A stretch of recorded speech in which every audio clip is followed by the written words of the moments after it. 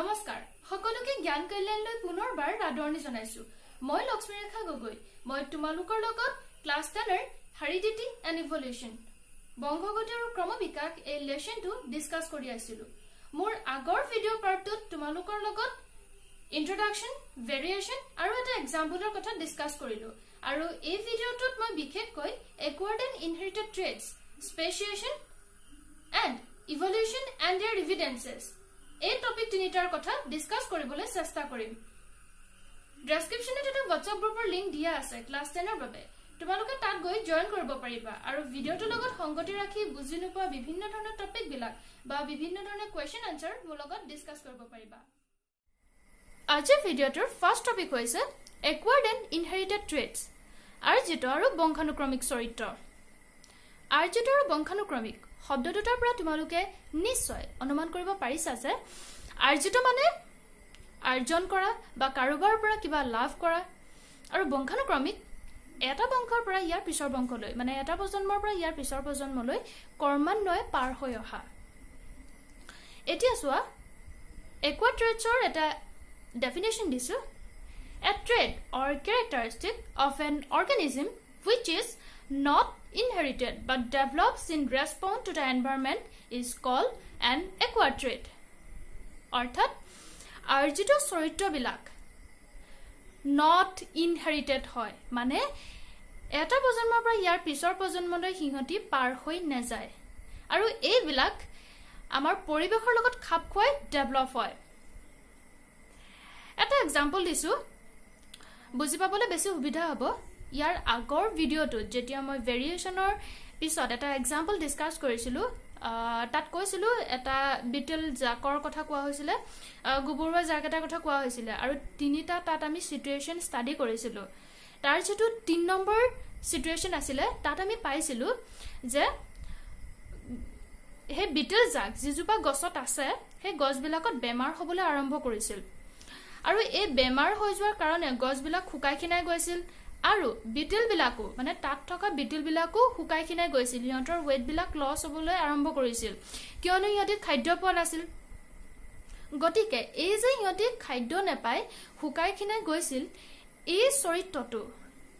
এই ক্যাৰেক্টাৰটো ইহঁতে একোৱাৰ্ড কৰা হয়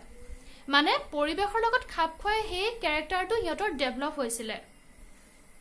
কিন্তু এই ক্যাৰেক্টাৰটো হিয়তৰ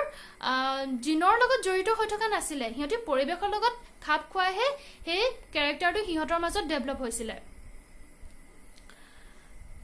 আৰু এটা এক্সাম্পল হেতু হৈছে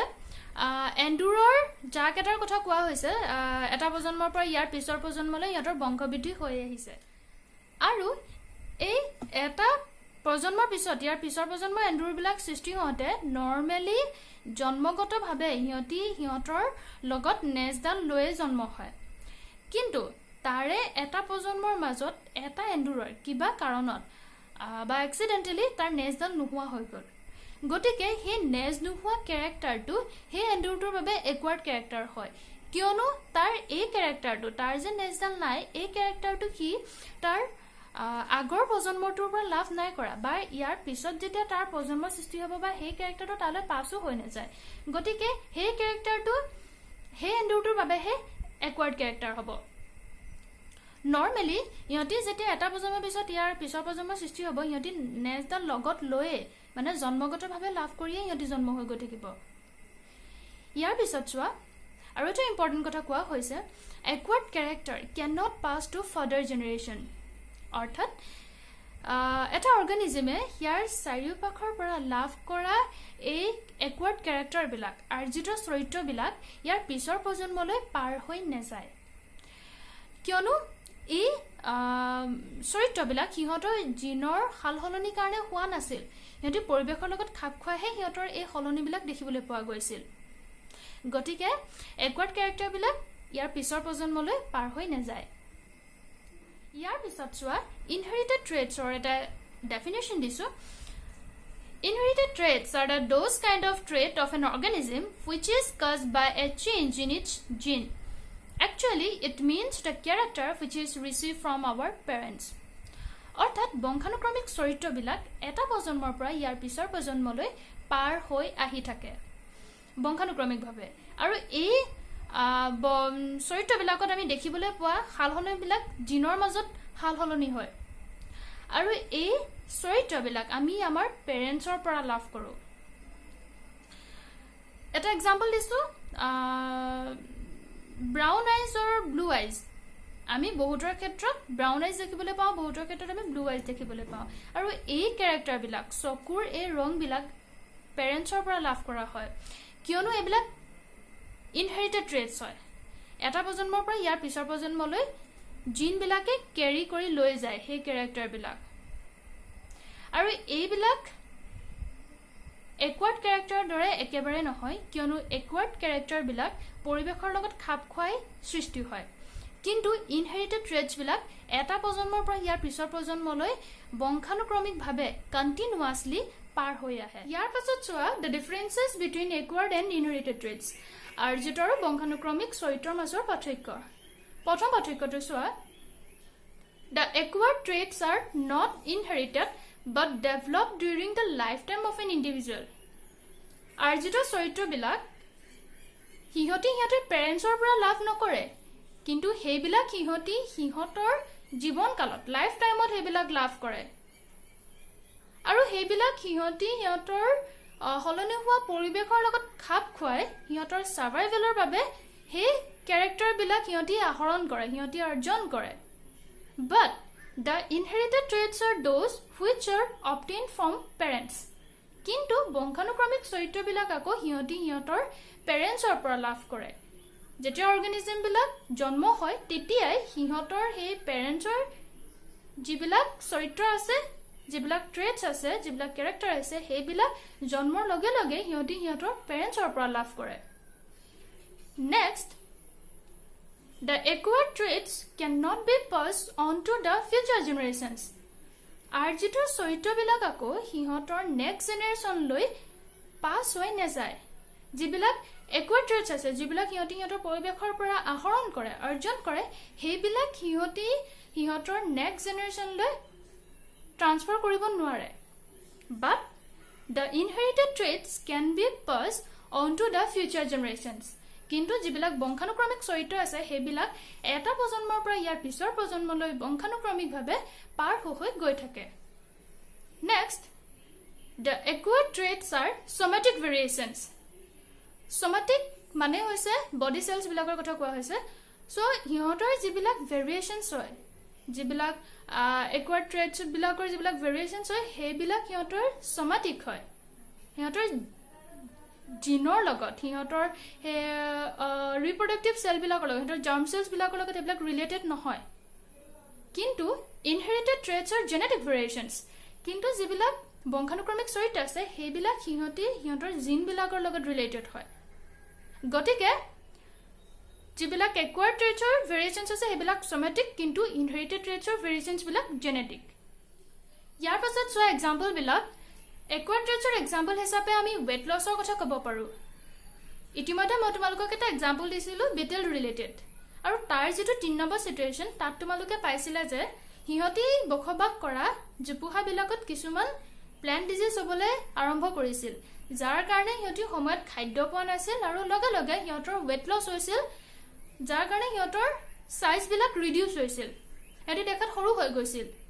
কিন্তু যেতিয়া সেই প্লেণ্ট ডিজিজবিলাক ভাল হ'বলৈ আৰম্ভ হৈছিল তেতিয়া কিন্তু সিহঁতি সময়ত খাদ্য পোৱা হৈছিল আৰু লগে লগে সিহঁতৰ যিটো নৰ্মেল অৱস্থা যিটো সিহঁতৰ নৰ্মেল চাইজ সেইটোতে সিহঁতি জন্ম লাভ কৰিছিল আৰু লগে লগে সিহঁতৰ নেক্সট জেনেৰেশ্যনটো সেই নৰ্মেল চাইজতে জন্ম লাভ কৰিছিল ইয়াৰ উপৰিও আমি আমাৰ দৈনন্দিন জীৱনৰ কিছুমান এক্সাম্পল দিব পাৰোঁ like learning of dance muscular body of a wrestler etcetera এইবিলাক একুৱায়াৰ কৰোঁ আমি জন্মতে এই কেৰেক্টাৰবিলাক লগত লৈ নাহোঁ ইয়াৰ পিছত চোৱা ইনহেৰিটেড ট্ৰেটছৰ এক্সাম্পল আই কালাৰ হেয়াৰ কালাৰ ইয়াৰ লব এটচেট্ৰা আমি বিভিন্ন প্ৰকাৰৰ আই কালাৰ দেখিবলৈ পাওঁ আৰু এইবিলাক পেৰেণ্টছৰ পৰা লাভ কৰোঁ বা কেতিয়াবা আমি কিছুমান হেয়াৰ টাইপছ দেখিবলৈ পাওঁ কিছুমানৰ কাৰ্লি হেয়াৰ কিছুমানৰ ষ্ট্ৰেট হেয়াৰ আৰু লগতে আমি দুই প্ৰকাৰৰ ইয়াৰ লব দেখিবলৈ পাওঁ এটাচ ইয়াৰ লব বা ফ্ৰী ইয়াৰ লব গতিকে এই কেৰেক্টাৰবিলাক এইবিলাক ইনহেৰিটেড ট্ৰেটছত পৰে কিয়নো এইবিলাক ইনহেৰিটেবল হয় আমি আমাৰ পেৰেণ্টছৰ পৰা লাভ কৰোঁ ইয়াৰ পাছত তোমালোকে চোৱা স্পেচিয়েশ্যন প্ৰজাতিকৰণ স্পেচিয়েশ্যন বুজিবলৈ যোৱাৰ আগত তোমালোকে প্ৰথমতে গম পাব লাগিব যে হোৱাট ইজ স্পেচিছ প্ৰজাতি বুলি ক'লে কি বুজা যায় এটা ডেফিনেশ্যনৰ যোগেদি মই বুজাই দিছো A species is a population of organisms consisting of similar individuals which can breed together and produce fertile offspring. অৰ্থাৎ প্ৰজাতি বুলি ক'লে জীৱবিলাকৰ এনেকুৱা এটা গ্ৰুপৰ কথা বুজি পাব লাগিব য'ত তাহাঁতৰ নিজৰ মাজতে প্ৰজনন হয় আৰু প্ৰজননৰ যোগেদি এটা প্ৰজনন ক্ষমতা সম্পন্ন নতুনকৈ জীৱৰ সৃষ্টি হয় উদাহৰণস্বৰূপে চোৱা species of weed species of paddy species of sunflower et cetera আৰু আমি মানুহবিলাকো যদিও সকলোৰে সাইজ একে নহয় বা কালাৰ একে নহয় বা লুকবিলাক একে নহয় তথাপিও আমি এটা স্পেচিছৰ আণ্ডাৰতে পৰোঁ আৰু এইটো হোমোচেপিয়েন্স চ' মানুহৰ কথা যেতিয়া হোমোচেপিয়েন্স বুলি কোৱা হয় তেতিয়া সকলো ধৰণৰ মানুহ গিতে মানুহ প্ৰজাতিটোৰ কথা বুজি পাব লাগিব স্পেচিছৰ পিছত তোমালোকে চোৱা the formation of new species from existing species is called as speciation অৰ্থাৎ প্ৰজাতিকৰণ বুলি ক'লে আমি এনেকুৱা এটা প্ৰক্ৰিয়াৰ কথা বুজি পাব লাগিব যাৰ যোগেদি নতুন নতুন প্ৰজাতিবিলাক উৎপন্ন হয় পুৰণা প্ৰজাতিবিলাকৰ পৰা খুব সহজ ভাষাত ক'বলৈ গ'লে the formation of new species is called as speciation অৰ্থাৎ নতুনকৈ সৃষ্টি হোৱা প্ৰজাতিৰ প্ৰক্ৰিয়াটোকে প্ৰজাতিকৰণ বুলি কোৱা হয় স্পেচিয়েশ্যনৰ লগত তিনিটা কথা খুবেই প্ৰয়োজনীয় হয় প্ৰথমটো তোমালোকৰ বাবে প্ৰথমটো হৈছে জিঅ'গ্ৰাফিকেল আইছলেশ্যন তাৰ পিছৰটো জেনেটিক ড্ৰিফ্ট আৰু তাৰ পিছৰটো নেচাৰেল চিলেকশ্যন ইতিমধ্যে মই তোমালোকক এই তিনিটা পইণ্টৰ কথা উল্লেখ কৰিলোঁ জিঅ'গ্ৰাফিকেল আইছলেশ্যন অৰ্থাৎ ভৌগোলিক পৃথকীকৰণ জেনেটিক ড্ৰিফ্ট অৰ্থাৎ জুনীয় পথচ্যুত নেচাৰেল চিলেকশ্যন অৰ্থাৎ প্ৰাকৃতিক নিৰ্বাচন এটা এক্সাম্পলৰ যোগেদি মই এইকেইটা কথা বুজাবলৈ চেষ্টা কৰিম এক্সাম্পলটো মই তোমালোকক ইয়াৰ আগতে দিছোঁ যেতিয়া ইভলিউশ্যনৰ কথা কৈ আছিলোঁ মই বিটেল অৰ্থাৎ গোবৰুৱাখিনিৰ কথা কৈছোঁ এইবাৰ অকণমান চিটুৱেশ্যনবিলাক অলপ বেলেগ বেলেগ হ'ব ধৰি লৈছোঁ তাহাঁতি যিজোপা গছত বাস কৰিছিলে সেই গছবিলাক এটা পৰ্বতীয়া অঞ্চলত আছে অৰ্থাৎ য'ত বহু বেছি পৰিমাণে গছবিলাক আছে যাৰ কাৰণে সিহঁতি খাদ্য বহু বেছি পৰিমাণে পাইছে আৰু যাৰ কাৰণে সিহঁতৰ পপুলেশ্যন বহুত বেছি বাঢ়ি গৈছে অৰ্থাৎ সিহঁতৰ জনসংখ্যা বাঢ়ি বাঢ়ি গৈ আছে ধৰি ল'লোঁ কিবা কাৰণত সিহঁতৰ মাজত দুটা ভাগত বিভক্ত হৈ দুটা বেলেগ বেলেগ গ্ৰুপ হৈ গ'ল আৰু এইবিলাক বিভিন্ন কাৰণত হ'ব পাৰে এনেকুৱা কাৰণ ভৌগোলিক পৃথকীকৰণ কাৰণে হ'ব পাৰে অৰ্থাৎ জিঅ'গ্ৰাফিকেল বেৰিয়াৰ কিছুমান আহিব পাৰে উদাহৰণস্বৰূপে মাজত পৰ্বত আহি যোৱা নদী এখন আহি যোৱা বা তেনেকুৱাবিলাক জিঅ'গ্ৰাফিকেল বেৰিয়াৰ কাৰণে সিহঁতৰ মাজত ভাগ ভাগ হৈ গ'ল তেনেদৰে ভাগ ভাগ হওঁতে এইখিনিয়ে কি হ'ল তাহাঁতি ওচৰতে খাদ্য পাই ওচৰৰ অঞ্চলত থাকিবলৈ ল'লে আৰু তাতে খাদ্যৰ কাৰণে ইমান দূৰলৈ নগ'ল কিন্তু বাকী যিখিনি গ্ৰুপ আছিলে সেই গ্ৰুপটোৱে এবাৰ অলপ দূৰলৈ গ'ল এনেকুৱা এটা দূৰত্বত দুটা গ্ৰুপ আছে য'ত ইহঁতৰ মাজত প্ৰজনন সম্ভৱপৰ নহয় গতিকে ইহঁতি য'ত য'ত নিজৰ নিজৰ ঠাইতে আছে তাতে ইহঁতি প্ৰজনন কৰি ৰিপ্ৰডাকশ্যন কৰি ইহঁতৰ কিছুমান চাব পপুলেশ্যন ষ্টাৰ্ট হ'ল অৰ্থাৎ জাকৰুৱা গোবৰুৱা কিছুমান সৃষ্টি হ'ল আৰু এনেদৰে ইহঁতি ৰিপ্ৰডাকশ্যন কৰোঁতে এনেদৰে ইহঁতৰ জনসংখ্যা বাঢ়োতে সিহঁতৰ মাজত বহু ধৰণৰ জিনীয় সালসলনি দেখিবলৈ পোৱা গ'ল সেই জাকৰুৱাবিলাকৰ মাজত ধৰি ল'লে এখন নদী পাৰ হৈ গৈছে মানে যাৰ কাৰণে ইহঁতৰ মাজতো ভাগ কিছুমান হৈ গ'ল বা কেতিয়াবা এনেকুৱা কিছুমান চিটুৱেশ্যন হ'ব পাৰে যে কাউৰী এটা সেই জাকবিলাকৰ পৰা গোবৰুৱা এটা ধৰি লৈ গ'ল বেলেগ এঠাইত এৰি দিলে নোখোৱাকৈ এৰি দিলে তেনেস্থলত সেই গোবৰুৱাটো যিখন ঠাইত পৰিলেগৈ তাৰ স্থানীয় যিখিনি গোবৰুৱা আছে তাৰ লোকেল বিটেলবিলাকৰ লগত সিহঁতৰ মাজত প্ৰজনন হ'ল আৰু নতুন এটা প্ৰজাতিৰ সৃষ্টি হ'ল সেই নতুনকৈ সৃষ্টি হোৱা প্ৰজাতিটোত বহু বেছি পৰিমাণৰ জিনীয় সালসলনি দেখিবলৈ পোৱা গৈছে বহুত চেঞ্জ আহিছে সিহঁতৰ মাজত কিয়নো সিহঁতৰ এটা বাহিৰৰ পৰা বেলেগ এটা গোবৰুৱা গৈছিলে যাৰ কাৰণে স্থানীয়খিনিৰ লগত লগ লাগি পেলাই সিহঁতৰ যিটো নতুন জেনেৰেশ্যন হ'ল বহু বেছি পৰিমাণে নতুন কিছুমান চৰিত্ৰ দেখিবলৈ পোৱা গ'ল আৰু এনেকুৱা ধৰণৰ চৰিত্ৰবিলাক যেতিয়া মানে ডিএনএ বিলাকত যেতিয়া এটা ডাঙৰ চেঞ্জ আহে ড্ৰাষ্টিক চেঞ্জ আহে হেতুকে কোৱা হয় জেনেটিক ড্ৰিফ্ট বুলি অৰ্থাৎ জিনীয় পথচ্যুত বুলি এইবাৰ চোৱা এইবাৰ এনেকুৱা এটা দুখন ঠাইত মানে ধৰি লোৱা হৈছে প্ৰথম ঠাইখনত কাউৰীৰ সংখ্যা একেবাৰে নাই আৰু দ্বিতীয় ঠাইখনত যথেষ্ট কাউৰীৰ সংখ্যা আছে গতিকে তেনেস্থলত প্ৰথম যিখন ঠাই আছে সেইখন ঠাইত কাউৰী নথকাৰ বাবে ইহঁতৰ যেটো আগৰ ৰং আছিল ৰঙা ৰংটো সেই ৰংটো হৈ থাকিব ইয়াত কোনো ধৰণৰ ইহঁতৰ সমস্যা নাই হোৱা যেটো কাউৰী বিলাক নাই কিন্তু যিখন দ্বিতীয় ঠাই আছিল সেই ঠাইখনত আকৌ যথেষ্ট পৰিমাণে কাউৰী আছে গতিকে ইহঁতি আকৌ হিউজা ৰঙৰ গোবৰৰ প্ৰজন্ম এটা জন্ম হ'বলৈ আৰম্ভ কৰিলে যাৰ কাৰণে ইহঁতি মানে কাউৰী বিলাকৰ পৰা বাছি থাকিবলৈ সুবিধা হ'ল আৰু জীয়াই থাকিব পাৰিলে গতিকে এনেকুৱা ক্ষেত্ৰত যেটো প্ৰথম ঠাইখনৰ কথা কৈছো তাত নেচাৰেল সিলেকশন অৰ্থাৎ প্ৰাকৃতিক নিৰ্বাচনৰ ইমান প্ৰয়োজন নাছিলে যেহেতু তাত ইহঁতি ৰঙা ৰঙৰ গোবৰৰ ৰঙা হৈ আছিল যেহেতু তাত কাউৰী বিলাক নাছিলে কিন্তু দ্বিতীয় যেটো যিখন দ্বিতীয় ঠাইৰ কথা কৈছো তাত আকৌ প্ৰাকৃতিক নিৰ্বাচনৰ মানে নেচাৰেল সিলেকশনৰ প্ৰয়োজন আছিল কিয়নো ইহঁতক সেই গ্ৰীণ কালাৰ যেটো ৰং আছে মানে হেউজা যেটো ৰং আছে সেই ৰংটো প্ৰকৃতিয়ে ইহঁতক নিৰ্বাচন কৰি দিছিলে যাতে ইহঁতি পৰিৱেশত জীয়াই থাকিব পাৰে কাউৰী বিলাকৰ পৰা বাছি পেলাই গতিকে এনে ক্ষেত্ৰত ইহঁতক প্ৰাকৃতিক নিৰ্বাচনে সলনি কৰিলে আৰু এনেবোৰ কিছুমান কাৰণৰ বাবে তাহাঁতৰ মাজত মানে বিটেল বিলাকৰ মাজত স্পেচিয়েশন অৰ্থাৎ প্ৰজাতিকৰণ সম্ভৱপৰ হ'ল আৰু যি প্ৰক্ৰিয়াৰ যোগেদি তাহাঁতৰ নতুন নতুন কিছুমান প্ৰজন্ম বা নতুন নতুন কিছুমান প্ৰজাতি সৃষ্টি হ'ল আৰু সেই প্ৰজাতি বিলাকত আগৰ যিবিলাক পুৰণা প্ৰজাতি আছিল তাহাঁত বিলাকতকৈ নতুন নতুন কিছুমান চৰিত্ৰ সন্নিবিষ্ট হৈ আছিল যেহেতু ইহঁতৰ জিনীয় হাল সলনি ঘটিছিল অৰ্থাৎ ইহঁতৰ ডিএনএ বিলাকত যথেষ্ট হাল সলনি ঘটিছিল গতিকে ইহঁতৰ যিখিনি নতুনকৈ প্ৰজাতি সৃষ্টি হৈছিল সেই প্ৰজাতিখিনিত আমি যথেষ্ট নতুন নতুন ক্যাৰেক্টাৰ বা চৰিত্ৰ দেখিবলৈ পোৱা গৈছিল স্পেচিয়েশনৰ পিছত প্ৰজাতিকৰণৰ পিছত তোমালোকে এবাৰ চোৱা এভিডেন্সেস ফৰ ইভলিউশন বিবৰ্তনৰ সাক্ষ্যসমূহ ইতিমধ্যে মই তোমালোকক লগত আলোচনা কৰিলো যে ইভলিউশন কি আৰু এই প্ৰসেছৰ বিষয়ে আলোচনা কৰিলো এতিয়া চোৱা এই যে ইভলিউশন প্ৰসেছটো হৈ আহিছে বিবৰ্তনৰ এই যে প্ৰক্ৰিয়াটো হৈ আহিছে এই প্ৰক্ৰিয়াটোৰ প্ৰুফ কোড মানে সাক্ষ্য কোড আমি এই যে প্ৰক্ৰিয়াটো হৈ আহিছে তাৰ বিষয়ে এনেকুৱা যে ঘটনা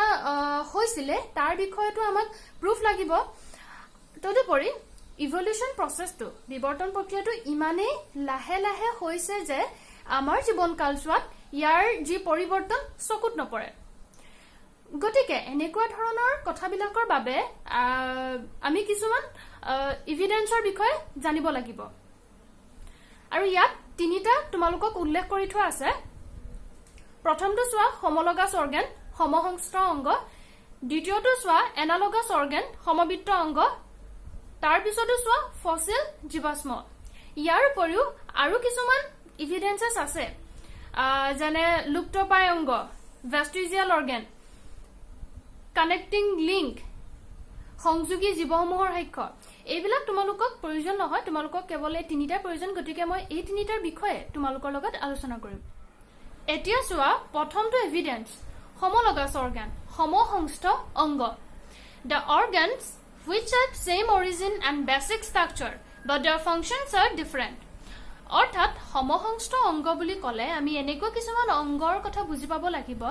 যাৰ উৎপত্তি একেই হয় ইহঁতৰ গঠনবিলাক এটাৰ লগত হিটোৰ মিল থকা দেখিবলৈ পোৱা যায় কিন্তু ইহঁতৰ কামবিলাক বেলেগ বেলেগ মানে ইহঁতৰ ফাংচনবিলাক এটাৰ লগত ইটোৰ নিমিলে আৰু সেইবিলাকক সমসংস্থ অংগ বুলি কোৱা হয় এটা এক্সাম্পলৰ সহায়ত তোমালোকে আৰু বেছি ভালকে গম পাবা এতিয়া চোৱা ইয়াত উদাহৰণত চাৰি ঠেংযুক্ত চাৰিটাকৈ প্ৰাণী নাম লিখা আছে ফগ লিজাৰ্ড বাৰ্ড হিউম্যান অৰ্থাৎ ভেকুলি জেঠি চৰাই আৰু মানুহ ইহঁতৰ আগঠেং কেইখন মানে ফৰলিম বিলাক চালে তোমালোকে কথাটো বেছি ভালকে গম পাবা এতিয়া চোৱা ভেকুলিৰ আগঠেং জেঠিৰ আগঠেং চৰাইৰ পাখি কেইখন আৰু মানুহৰ হাত কেইখন ইহঁতৰ গঠন বিলাক ইটোৰ লগত হিটো মিল থকা দেখা পোৱা যায় ইহঁতৰ ডিজাইন বিলাক হেবিলাক ইটোৰ লগত হিটোৰ মিল আছে গতিকে ক'ব পাৰি যে ইহঁতৰ অৰিজিনটো একে কিন্তু ইহঁতৰ কামকাজ বিলাকলৈ চালে মানে ফাংচন বিলাকলৈ চালে তোমালোকে গম পাবা যে ইটোৰ লগত হিটো নিমিলে ভেকুলিয়ে তাৰ আগঠেং কেইখন সন্মুখলৈ জপিয়াবৰ বাবে ব্যৱহাৰ কৰে ঠিক তেনেদৰে যেতিয়া ইহঁতৰ বগাবৰ বাবে ব্যৱহাৰ কৰে চৰাই পাখি কেইখন উৰিবৰ বাবে ব্যৱহাৰ কৰে আৰু মানুহে নিজৰ হাত কেইখন নিজৰ কামকাজবিলাক কৰিবৰ কাৰণে ব্যৱহাৰ কৰে গতিকে এনে ক্ষেত্ৰত ক'ব পাৰি যে ইহঁতৰ অৰিজিন বিলাক একে হয় মানে ইহঁত এটা কমন ডিজাইনৰ পৰা কমন এনচেষ্টৰৰ পৰা ইভলভ হৈহে ইহঁতৰ মডিফিকেশ্যন ঘটি মানে ৰূপান্তৰ ঘটিহে বৰ্তমানৰ অৱস্থা পাইছেহি আৰু ইহঁতৰ ফাংচন বিলাকো বেলেগ হয় homologous organৰ পিছত এইবাৰ তোমালোকে চোৱা analogous organ সমবিত্ত অংগ খুব চমুকৈ মই ডেফিনেশ্যন নিচিনাকৈ দিছো the organs have same functions but from different origin অৰ্থাৎ সমবিত্ত অংগ বুলি ক'লে আমি এনেকুৱা কিছুমান অংগৰ কথা বুজি পাব লাগিব যাৰ গঠন আৰু উৎপত্তি ফালৰ পৰা পৃথক হয় কিন্তু কাৰ্যৰ ফালৰ পৰা ইহঁত একে হয় অৰ্থাৎ এই অংগবিলাক মানে সমবিত্ত অংগবিলাক কাৰ্যৰ ফালৰ পৰা ইহঁত একে হয় ইহঁতৰ ফাংচনছ বিলাক এটাৰ লগত এটাৰ মিল থকা দেখিবলৈ পোৱা যায় কিন্তু ইহঁতৰ গঠন মানে ষ্ট্ৰাকচাৰ আৰু ইহঁতৰ অৰিজিন বেলেগ হয় ইটোৰ লগত হিটো নিমিলে এক্সাম্পলটো চালে তোমালোকে বেছি ভালকৈ গম পাবা wing of insect wing of birds অৰ্থাৎ পতংগৰ পাখি আৰু চৰাইৰ পাখি শুনাৰ লগে তোমালোকে গম পাইছে যে ইহঁতৰ কাৰ্যটো একে হয় কাৰণ পতংগৰ পাখি হওক বা চৰাইৰ পাখি ইহঁতৰ পাখিবিলাক উৰিবৰ বাবে ব্যৱহাৰ কৰে আৰু লগে এটা কথাও গম পোৱা যায় যে ইহঁতৰ সেই পাখিবিলাকৰ গঠন মানে ষ্ট্ৰাকচাৰ সেইবিলাক বেলেগ হয় ইটোৰ লগত হিটো নিমিলে আৰু ইহঁতৰ উৎপত্তি মানে ইহঁতৰ অৰিজিন বিলাকো বেলেগ হয় অৰ্থাৎ চৰাইৰ পাখি আৰু পতংগৰ পাখি বেলেগ এনসেষ্টৰৰ পৰা ইভলভ হৈ আজিৰ অৱস্থা পাইছে আৰু ইহঁতৰ মাজত ইভলিউশন হৈছে যাৰ বাবে ইহঁতৰ ফাংচন বিলাক আজিৰ এই অৱস্থাত একে হোৱা দেখিবলৈ পোৱা গৈছে গতিকে ইয়াৰ পৰা তোমালোকে আৰু এটা কথা গম পালে যে সমহংষ্ট অংগ আৰু সমবিত্ত অংগ দুয়োটা সম্পূৰ্ণ বিপৰীত হয় ইটোৰ সিটোৰ কিয়নো সমহংষ্ট অংগত আমি পঢ়িবলৈ পাইছিলো যে ইহঁতৰ কাৰ্যবিলাক বেলেগ গঠন আৰু উৎপত্তি কিন্তু একে হয় কিন্তু সমবিত্ত অংগৰ আকৌ গঠন আৰু উৎপত্তি বেলেগ হয় কিন্তু কাৰ্যৰ ফালৰ পৰা ইহঁত একে হয় homologous আৰু analogous organৰ পিছত এইবাৰ তোমালোকে চোৱা 3 নম্বৰ এভিডেন্সটো হৈছে ফসিল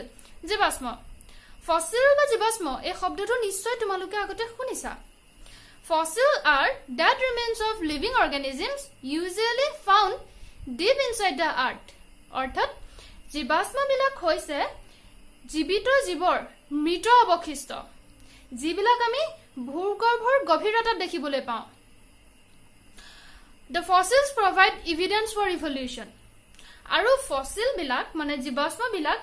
বিবৰ্তনৰ বাবে খুবেই সুস্পষ্ট সাক্ষ্য হয় যিবিলাক আমি চকুৰে দেখা পাওঁ যাৰ অৱশিষ্ট জীৱৰ অৱশিষ্টবিলাক আমি চকুৰে দেখা পাওঁ আৰু ক'ব পাৰো যে ইভলিউশন প্ৰসেসটো হৈছে মানে বিবৰ্তন হৈছে তোমালোকে নিশ্চয় ডাইনোসৰছ বিলাকৰ কথা শুনিছা এই জীৱাশ্মবিলাক থকাৰ বাবে ডাইনোসৰছ বিলাকৰ কথা আমি বেছি ভালদৰে গম পাব পাৰিছো আৰু জীৱাশ্মবিলাক যিহেতু ভূগৰ্ভৰ গভীৰতাত পোৱা যায় অৰ্থাৎ ইহঁতে মাটিৰ তলত পুট খাই থাকে গতিকে এই জীৱাশ্মবিলাক উদ্ধাৰ কৰিবলৈ খান্দি মেলি উলিয়াব লগা হয় তোমালোকৰ কিতাপত কিছুমান জীৱাশ্মৰ ফটো দিয়া আছে আৰু হেবিলাক চাই তোমালোকে নিশ্চয় গম পাইছা ফসিলবিলাক দেখাত কেনেকুৱা হয় তাৰে কিছুমান ফসিল তোমালোকে দেখিছা যে সাপ পৰি আছে হিলবিলাকত জীৱটোৰ সাপ কিছুমান পৰি আছে মানে অৰ্গানিজমটো ইমপ্ৰেছন পৰিছে আৰু কিছুমান জীৱাশ্ম কংকাল হিচাপে পোৱা যায় যেনেদৰে ডাইনোসৰছ বিলাক আমি কংকাল হিচাপে পাওঁ মানে ইহঁতৰ স্কেলিটন বিলাক পাওঁ যিবিলাক ফাৰ্দাৰ ডিকম্পোজ হৈ নগল ইহঁতি মাটিত তেনেদৰে ৰৈ গল এতিয়া চোৱা 3 নম্বৰ পইণ্টটো সাধাৰণতে জীৱ এটা যেতিয়া মৃত্যু হয় তেতিয়া অক্সিজেনৰ আৰু পৰিৱেশত থকা মইশ্চাৰ বিলাকৰ উপস্থিতিত ইহত ডিকম্পোজ হৈ যায় মানে ইহতৰ বডি পাৰ্টস বিলাক গেলি পচি যায় এটো সাধাৰণতে হয় কিন্তু কেতিয়াবা কি হয় কিছুমান অৱস্থাত মৃত জীৱৰ বডি পাৰ্টস বিলাক ডিকম্পোজ হৈ নাযায় তাৰ কিছুমান অংশ ৰৈ যায় যিবিলাক আকৌ পৰৱৰ্তী সময়ত একেবাৰে ডিকম্পোজ নহয় আৰু ইহতি সেই অৱস্থাতে তেনেদৰে ৰৈ যায় আৰু সেইবিলাকে আমি ফসিল হিচাপে মানে জীৱাশ্ম হিচাপে লাভ কৰো ইয়াৰ পিছত তোমালোকে চোৱা এজ অফ ফসিল জীৱাশ্মৰ বয়স জীৱাশ্মবিলাক যে আমি লাভ কৰো তাহাঁতৰ বয়সবিলাকনো কিমান হয় সেইবিলাক আমি নিৰ্ধাৰণ কৰিব পাৰো কিছুমান পদ্ধতিৰ যোগেদি সেই বয়সবিলাক আমি উলিয়াব পাৰো তাৰ বাবে প্ৰধানকৈ দুটা পদ্ধতি ব্যৱহাৰ কৰা হয় প্ৰথমটো হৈছে ৰিলেটিভ মেথড আৰু দ্বিতীয়টো হৈছে কাৰ্বন ডেটিং মেথড প্ৰথমটো চোৱা ৰিলেটিভ মেথড আপেক্ষিক পদ্ধতি এই পদ্ধতিটোৰ অনুসৰি জীৱাশ্মবিলাক কিমান ওপৰত ইটোৰ পৰা হিটোৰ কিমান ওপৰত বা কিমান তলত খান্দি উলিয়ালো হেতুৰ ওপৰত ডিপেন্ড কৰে অৰ্থাৎ জীৱাশ্মবিলাক যিমানে আমি মাটিৰ গভীৰতালৈ পাই গৈ থাকিম যিমানে আমি খান্দি উলিয়াই গৈ থাকিম হিহঁতৰ গভীৰতা যিমানে তলত হ'ব সিমানে তাহাঁতৰ বয়সবোৰ বেছি হ'ব গতিকে একেবাৰে মাটিৰ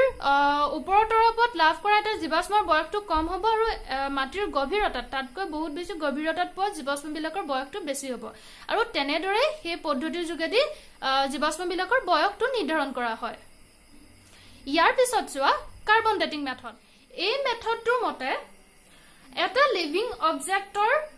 গাত কিছুমান কাৰ্বন 14 এটম পোৱা যায় যিবিলাক ৰেডিঅ' এক্টিভ হয় যেতিয়া লিভিং অবজেক্টটো মৃত্যু হয় আৰু ইহত ফসিল অৰ্থাৎ জীৱাশ্ম হৈ যায় তেতিয়া ইহতৰ ৰেডিঅ' এক্টিভিটি বিলাক গ্ৰেজুৱেলি ডিক্ৰিজেছ হৈ আহে the radioactivity goes on decreases gradually আৰু যেতিয়া আমি সেই ফসিল বিলাক খান্দি উলিয়াই লওঁ আৰু ইহতৰ কাৰ্বন 14 এটমৰ ৰেডিঅ'এক্টিভিটি বিলাক এটা লিভিং অবজেক্টৰ লগত কম্পেয়াৰ কৰো আৰু তেতিয়াই এই মেথডটোৰ যোগেদি আমি গম পাব পাৰো যে আমি লাভ কৰা ফসিলটোৰ এজ কিমান হ'ব পাৰে এই পদ্ধতিটোৰ অনুসৰি আমি এনেদৰে ফসিল বিলাকৰ জীৱাশ্ম বিলাকৰ বয়সটো নিৰ্ধাৰণ কৰিব পাৰো